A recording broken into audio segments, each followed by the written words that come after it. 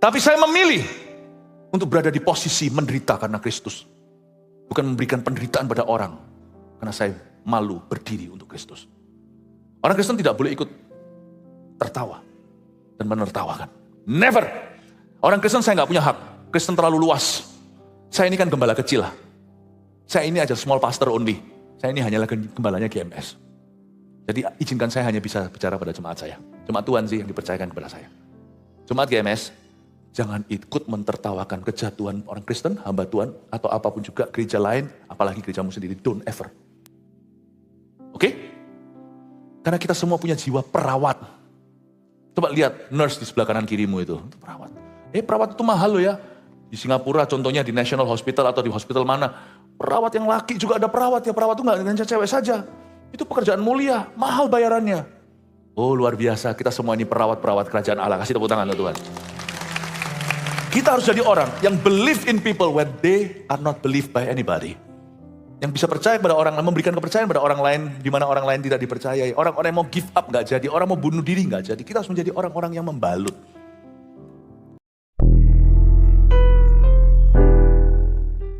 Di saat mata kami memandang kepadamu, hati kami berubah. Dari yang tidak percaya, tidak yakin, menjadi diyakinkan. Kadang-kala kami mengakui bahwa kami pesimis ya Tuhan. Yang kami tidak percaya bukanlah Engkau, tapi diri sendiri. Ada kalanya kami ragu, kami bimbang setengah mati. Apa mungkin bagi Tuhan? Apa Tuhan masih mau? Kami tidak meragukan kemampuan-Mu. Yang kami ragukan adalah kelayakan kami. Izinkan kami melihat Engkau sekali lagi dengan mata yang berbeda dan mengalami perubahan. Khususnya orang-orang yang merasa sudah terlambat, telat sudah sesuatu dalam hidup ini. I pray. Bulu patah terkulai tidak akan Kau patahkan. Sumbu yang pudar nyalanya tidak akan Kau padamkan. Hamba-Mu bisa merasakan ada orang-orang yang despair yang mendengarkan ini. Mungkin di sini, mungkin di online, mungkin nanti nggak live-nya. I can feel. Bahkan ada orang yang direnggut oleh roh maut. Terus menerus dihantui terus. I pray that you will set them free. Engkau akan membebaskan. Karena di mana ada hadirat-Mu, di situ ada kemerdekaan. I pray Lord, beri kami perspektif yang beda. Beri kami harapan.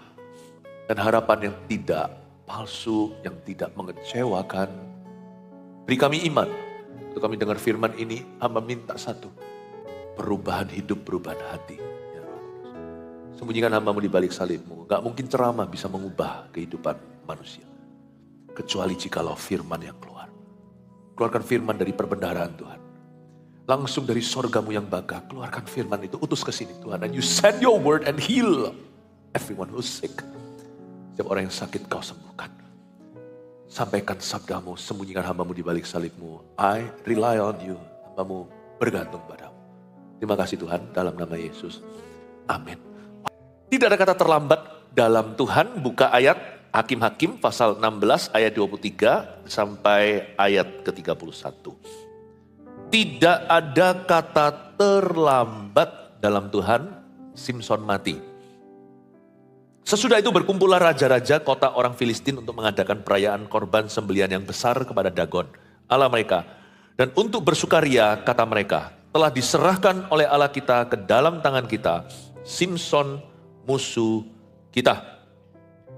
Dan ketika orang banyak melihat Simson, mereka memuji Allah mereka sambil berseru, telah diserahkan oleh Allah kita ke dalam tangan kita,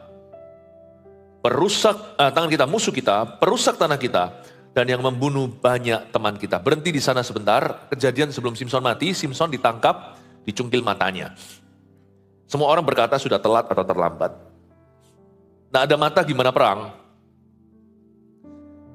Tapi kalau kita bergantung imannya, kalau kita bergantung pada panca indera, kita salah.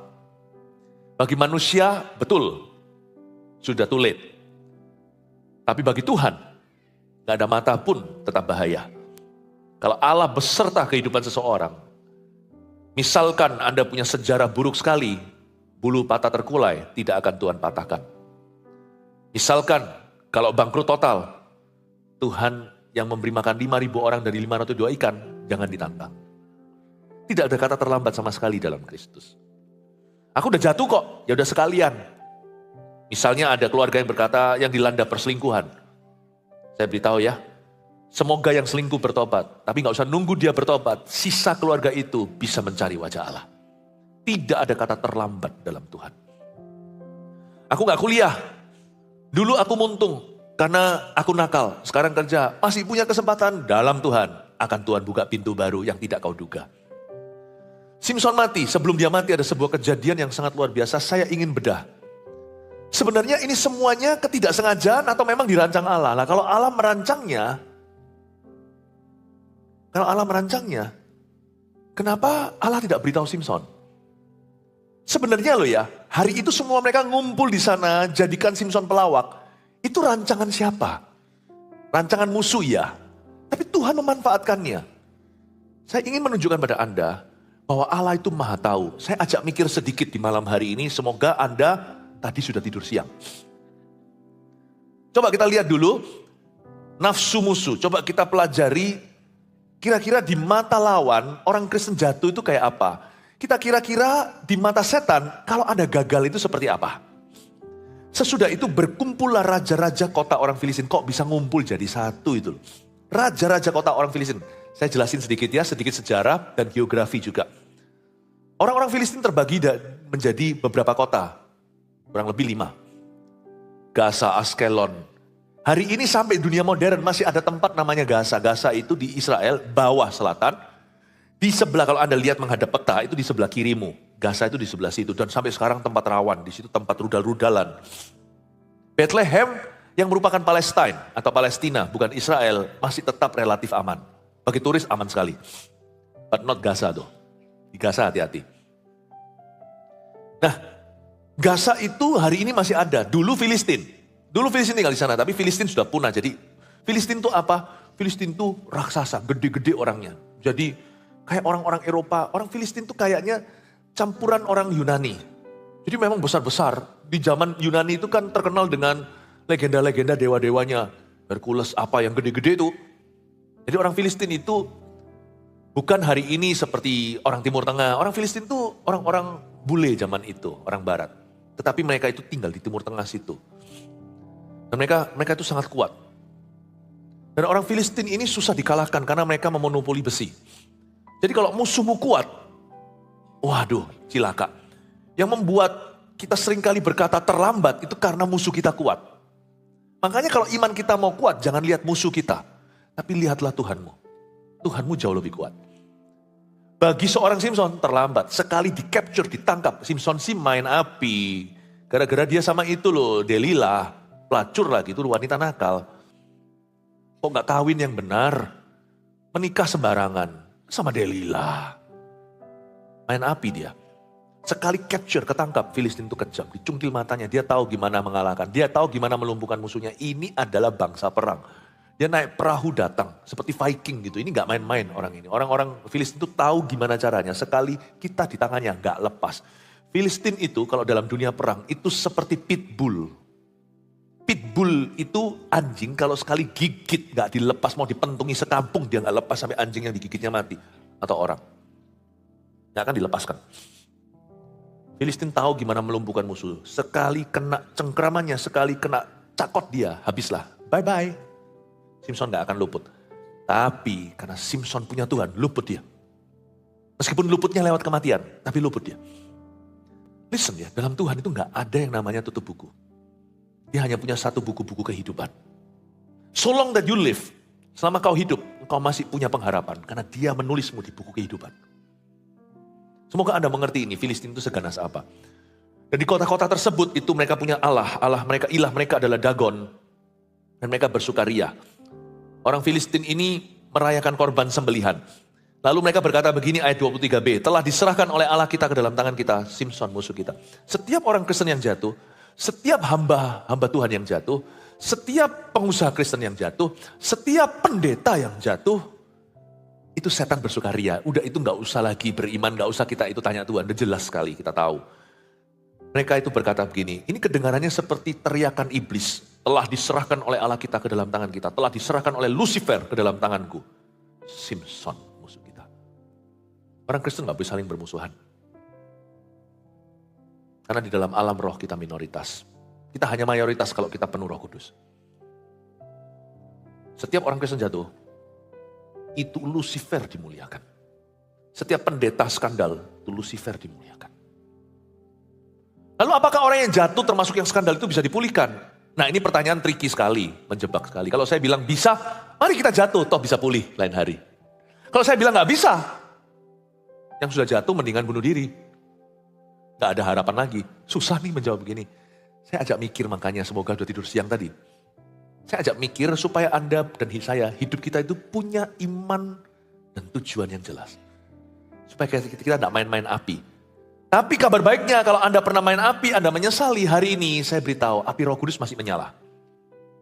Dia bisa menyucikanmu. Tuhan itu loh jagonya, seorang prostitut aja, seorang pelacur aja menjadi nenek moyang Yesus Kristus, namanya Rahab di kota Yeriko. Apa sih yang telat bagi Tuhan? Salah satu nenek moyang Tuhan itu, Tuhan Yesus, secara manusia maksudnya, kalau Allah tidak punya nenek moyang, Allah pencipta. Salah satunya itu namanya, itu adalah Tamar. Tamar itu dengan Yehuda, ini keruh sekali sejarahnya. Ini mertua dan menantu menjijikan sekali. Keluar namanya Peres, anaknya. Bagi Tuhan ya, kalau Anda lihat ya, Tuhan itu memulihkan itu apa saja. Tuhan itu bengkel yang bisa perbaiki apapun. So don't worry ya, kalau Anda punya bisnis gagal, bangkrut, go to Jesus. Apakah jadi konglomerat? Nggak tentu. Tapi Tuhan bersama denganmu ketika engkau melarat. Lebih baik miskin di hadapan Allah daripada kaya di luar Tuhan. Kalau misalnya Anda sekarang pernah membuat sesuatu kesalahan yang fatal, janganlah menghakimi dirimu, janganlah menghukum dirimu. Minta maaf aja lebih baik daripada menghukum diri sendiri. Ngapain ke narkoba sih? Ngapain mundur dari gereja? Ngapain mundur dari persekutuan? Aku udah kotor. Kotor bukannya justru minta dicuci. Bukannya kalau kotor datang ke gereja. Kenapa hanya yang bersih? Tapi saya janji kalau Anda datang ke gereja ini, Anda akan selalu dikonfrontasi kotorannya. Karena gereja ini membersihkan. Gereja ini bukanlah gereja yang dikotori. Tapi gak ada kata terlambat. Saya mau bicara di depan bahwa ada pengharapan yang hidup bagi orang-orang yang di dalam Tuhan. Lucifer mendapat kemuliaan hari itu di ayat 23 telah diserahkan oleh Allah kita ke dalam tangan kita, Simson, musuh kita. Seluruh kerajaan setan itu bersatu dan punya satu musuh. Musuh itu namanya Christianity. Kristenan. Saya tuh kaget loh. Dunia ini universal sekali.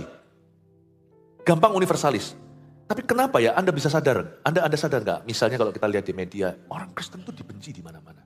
Ya memang ada yang dibenci karena salah sendiri. Kristen kok gitu. Tapi meskipun mereka yang tidak berbuat salah pun dibenci, tanpa alasan itu banyak. Aneh ya. Orang bisa membuka diri terhadap apapun, jenis apapun. Bahkan Q pun diterima. Q itu yang tidak termasuk LGBT. Whatever Q itu. Tapi mereka gak bisa terima orang Kristen, aneh ya. Kalau memang semua orang unik bisa diterima di dunia ini, yang misalnya yang mengaku kawin menikah sama mobilnya, gak ada orang komentar loh. Anda gak boleh hakimi loh, itu bisa dihujat sedunia loh. Kenapa seluruh dunia bisa menerima apa saja, kecuali kita orang Kristen yang dianggap mereka pikiran kita sempit itu. Menikah juga heteroseksual, bukan homoseksual. Orang Kristen itu kenapa ya? Kalau memang orang aneh diterima, kenapa orang picik seperti kita gak diterima sama dunia? Kalau memang picik loh ya. Saya kepingin tanya nih. Kalau yang aneh-aneh, yang boten-boten bahasa Jawa itu diterima. Kita ini gak boten-boten, sudah anggaplah kita ini orangnya picik. Worldview kita itu sempit. Kok orang yang kumat-kumat diterima? Kita ini orang yang kaku, kok dibenci? Kenapa?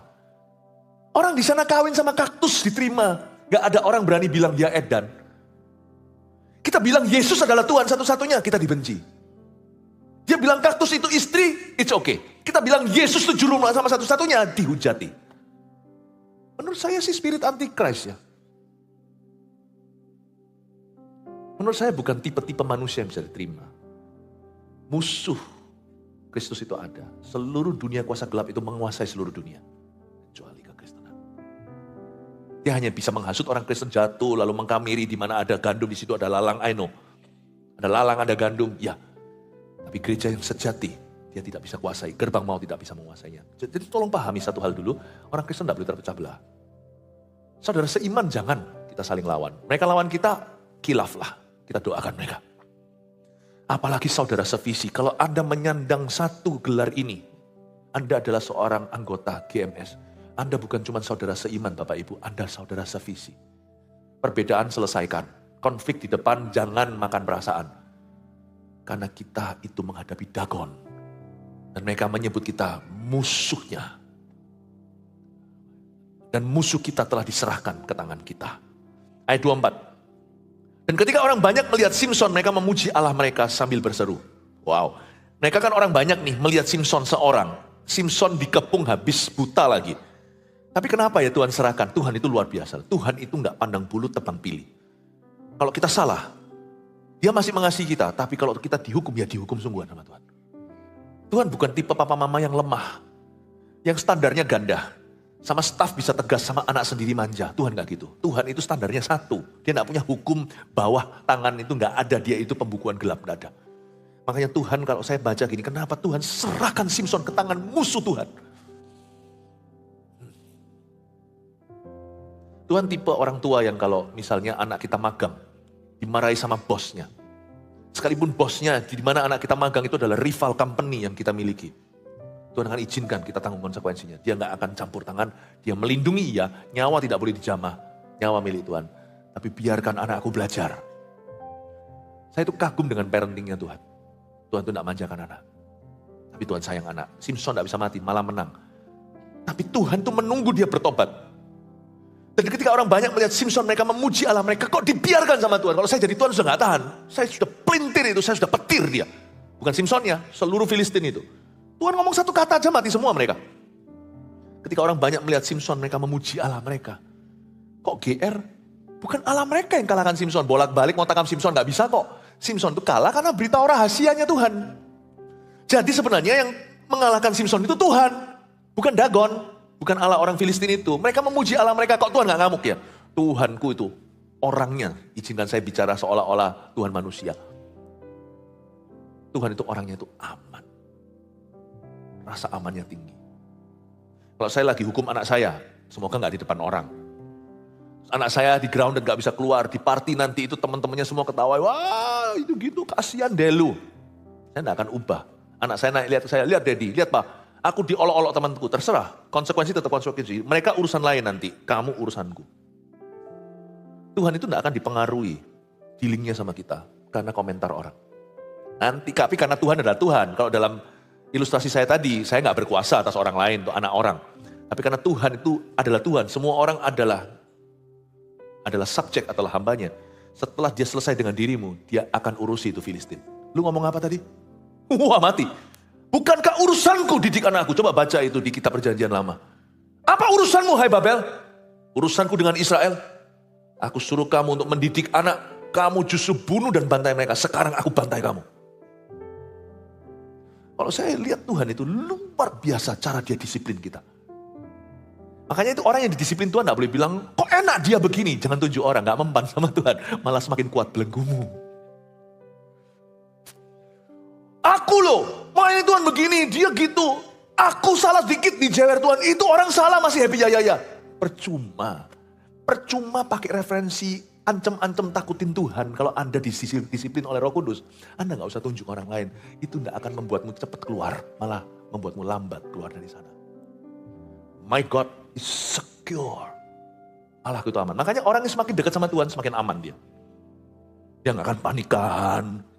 Orang ngomong apa, aduh limbung, gimana. Nah, semakin kenal Tuhan, kita semakin mantap. Semakin tenang. Lihat ya, orang yang semakin dekat sama Tuhan akan semakin berwibawa. Mau gak mau, meskipun dulunya pelin-pelan. Saya jelaskan dulu ya, saya mulai, Anda ikuti saya pelan-pelan ya, ayat per ayat, nanti saya tunjukkan kenapa tidak terlambat. Tidak ada kata terlambat. Oke? Ini sekarang saya tunjukkan gimana attitude, sikapnya musuh-musuh terhadap Simson. Kalau kita baca lagi ayat 24 sekarang, kita baca lagi, saya akan tunjukkan sikap hati orang-orang terhadap orang-orang Kristen. Dunia terhadap orang Kristen itu mirip kalimat-kalimat yang dihujatkan kepada Simson. Dan ketika orang banyak melihat Simson, mereka memuji Allah mereka sambil berseru, telah diserahkan oleh Allah kita ke dalam tangan kita, musuh kita. Dunia punya satu musuh bersama, yaitu orang-orang yang cinta Tuhan. Perusak tanah kita, ini yang ganggu komunitas. Ini yang ganggu community. Semua sama, musuh kita, perusak tanah kita. Dan juga yang membunuh banyak teman kita. Kalau orang Kristen hari ini bukan membunuh, tapi yang banyak menobatkan teman-teman kita. Coba bayangkan. Makanya itu sekali lagi, karena kita itu tetap tinggal di dunia penuh kegagalan, orang Kristen harus menerapkan ini. Pengampunan dan pemulihan. Pengampunan itu tidak bisa diberikan cuma-cuma. Pengampunan itu ada pertobatan di baliknya. Jadi jangan serta-merta nerima apa aja kesalahan orang, tapi harus tuntun orang pada kebenaran. Karena itu kekristenan harus punya satu nafas. Bulu yang patah terkulai tidak dipatahkan. Sumbu yang pudar nyalanya tidak dipadamkan. Kita kalau punya luka, misalnya itu luka kering gitu apa ya. Terus tiba-tiba mencuat dikit gitu kan gatel ya rasanya ya. Kepingin Kepingin dikupas, ya kan? Kepingin gitu. Saya itu juga pernah sekali ada olahraga gitu, tergores sesuatu gitu. Tapi lukanya itu agak dalam, lalu nanti keringnya tuh pelan. Ya udah, kering pelan. Nah kalau sudah mulai kering, ada permukaan kasar itu, saya itu kadang-kadang kalau nggak sadar itu suka kupas gitu loh. Iseng saya ini. Istri saya yang ingatin jangan. Nah, kita tuh gitu, ya sudah loh. Udah kadung jelek ya sekalian dikupas. Nggak boleh, orang Kristen tuh nggak boleh begitu.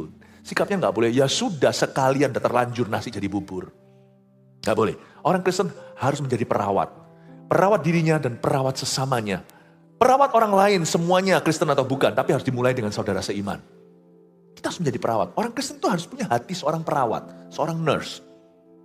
Kalau kelihatan orang jatuh, kita nggak mengiyakan. Oh gereja kita sangat tegas loh, saya nggak peduli siapa. Nggak ada KKN, kalau memang ada yang jatuh dan salah, kalau dia nggak bertobat, pasti dicabut dari pelayanan. Pasti, sejarah sudah membuktikan dalam gereja kita. Ya, pasti ada tapi kita nggak boleh. Tapi kalau orang itu bertobat, siapapun dia, kita harus punya jiwa perawat, kita rawat dia. Bulu patah terkulai seperti luka tadi yang sudah mencuat, jangan dikupas. Biarin di situ, dirawat sampai menyatu dengan kulitnya. Bulu yang patah terkulai tidak dipatahkan, sumbu yang pudar nyalanya nggak dipadamkan. The flickering flame bahasa Inggrisnya. Kalau Anda lihat lilin yang aromaterapi itu kalau sudah tinggal tipis sekali gitu ya. Kedip biasanya gitu. Kesel hatinya itu orang yang iseng seperti saya langsung matiin pakai finger. Jangan. Kalau aslinya lilin nggak apa-apa. Kalau hidup jangan begitu. Kalau Anda lihat teman Anda sudah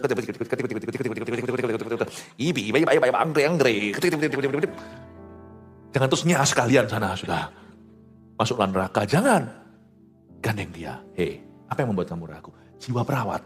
Nah, itu yang saya suka di CG. CG itu sebenarnya selain connect group, CG itu juga care group. Where you care for people. Makanya gak bisa bertumbuh sih kalau kita itu cuma jadi jemaat biasa begini aja. Kita gak akan pernah mengerti hati Kristus. Di CG kita diperhadapkan dengan orang-orang yang kerap kali gagal. Dan kita sendiri juga kerap kali gagal.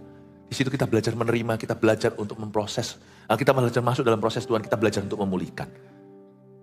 Kita itu harus jadi perawat. Kata terlambat di situ tuh kuat.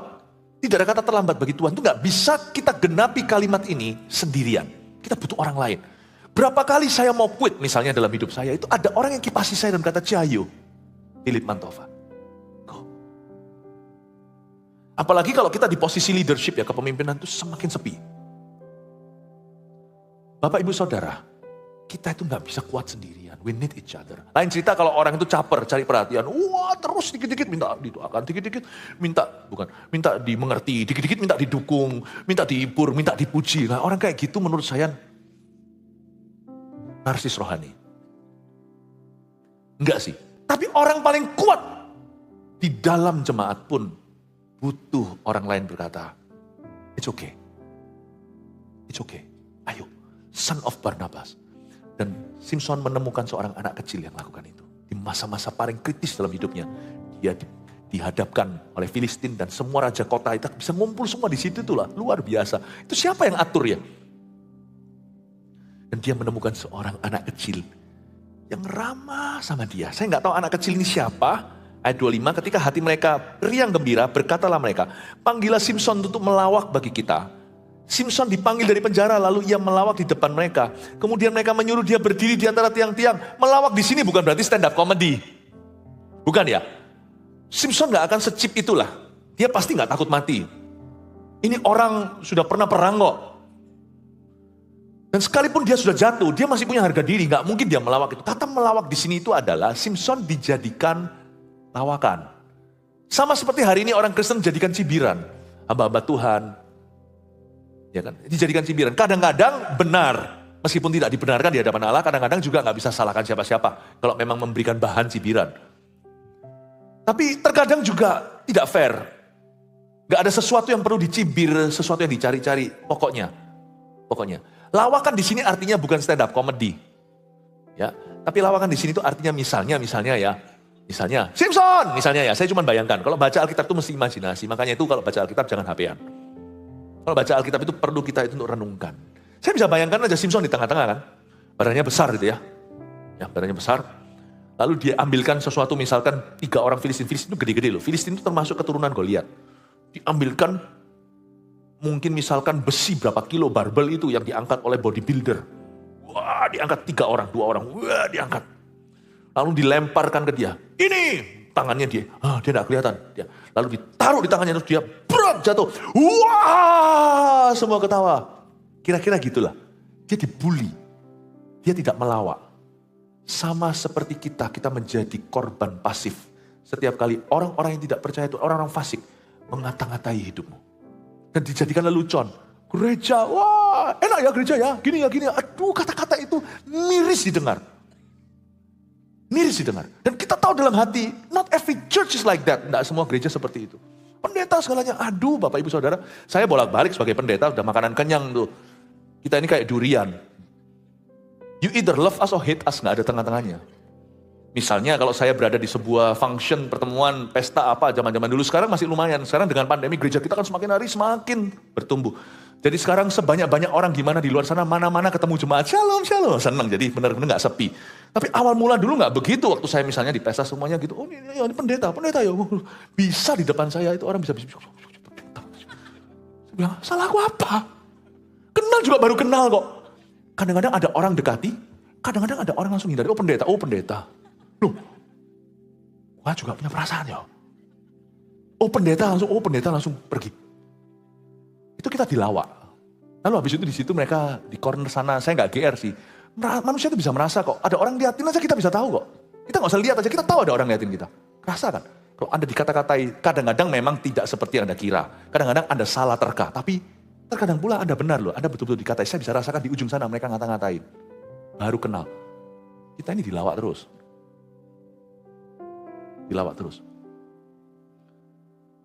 Anak-anak muda di sekolah Anda semuanya, woi sok suci lu, pendeta lu. Saya bersyukur untuk teman-teman saya yang gituin saya dulu. Mau tahu kenapa? Saya dulu di pendeta-pendetaan, jadi sungguhan pendeta. Kita ini dilawak terus. Yang pasti orang Kristen dengar ya, jangan ikut-ikut melawak. Lebih baik kita dilawak. Oke? Saya memilih berada di sisi dilawak. Kalau memang harus, saya nggak mau sih. Kalau bisa jangan. Daripada saya melawak. Jangan ikut ketawa orang yang mengetahui kejatuhan orang. Don't laugh with them. Ketika Anda lihat ada satu orang yang dibully segalanya karena dia bawa Alkitab misalnya, atau dia baca Alkitab, lalu digimanain kepalanya segalanya, Anda jangan ikut ketawa karena sungkan. Padahal di hati Anda juga miris. Itu kan sama-sama Kristen. Jangan jadi pengkhianat.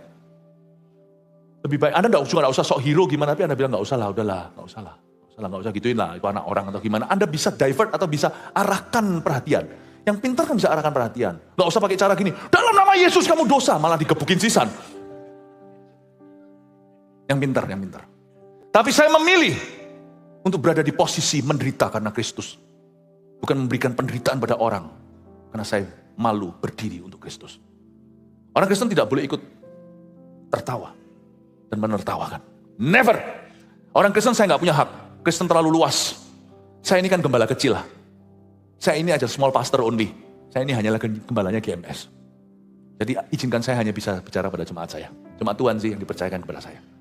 Jemaat GMS, jangan ikut mentertawakan kejatuhan orang Kristen, hamba Tuhan, atau apapun juga gereja lain, apalagi gerejamu sendiri. Don't ever. Oke? Karena kita semua punya jiwa perawat. Coba lihat nurse di sebelah kanan kirimu itu perawat. Perawat itu mahal loh ya. Di Singapura contohnya di National Hospital atau di hospital mana. Perawat yang laki juga ada perawat ya. Perawat itu gak hanya cewek saja. Itu pekerjaan mulia, mahal bayarannya. Oh luar biasa, kita semua ini perawat-perawat kerajaan Allah. Kasih tepuk tangan Tuhan. Kita harus jadi orang yang believe in people when they are not believed by anybody. Yang bisa percaya kepada orang lain, memberikan kepercayaan pada orang lain di mana orang lain tidak dipercayai. Orang-orang yang mau give up nggak jadi, orang mau bunuh diri nggak jadi. Kita harus menjadi orang-orang yang membalut.